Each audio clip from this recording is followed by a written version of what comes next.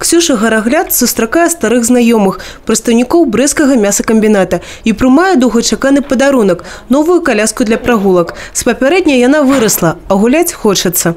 Ей нравятся буквы, там, цифры, все, что, что как обычный ребенок. То есть она очень любознательная, то есть любим все, на улицу, когда мы выходим, то есть мы ищем, например, там всех животных, пока мы не найдем котика, собачку, птичку, мы домой не уйдем.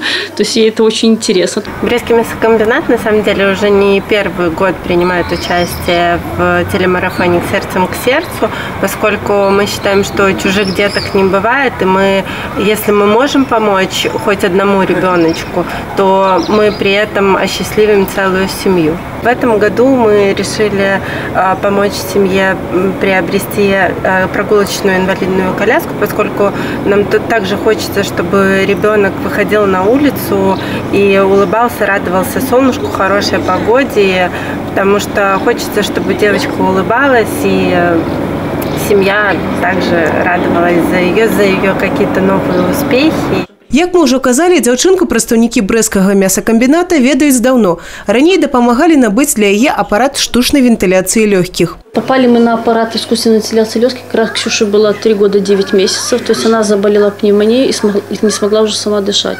В реанимацию ее подключили к аппарату ИВЛ.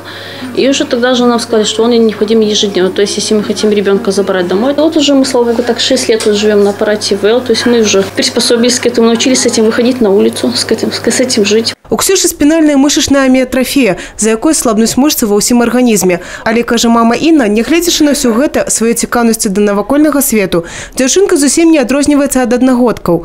Любіць лялькі і мультфільмы. Красиво? Да. Это же прически сделать. Видишь, там заколочки, резиночки, может быть, прически и заколочки.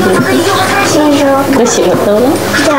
Уже сёння, абяцае мама Інна, яны разам з Ксюшай адправяцца на прагулку ў новай колясцы. Евгений Мороз, Юрий Плинда, телерадиокомпания «Брест».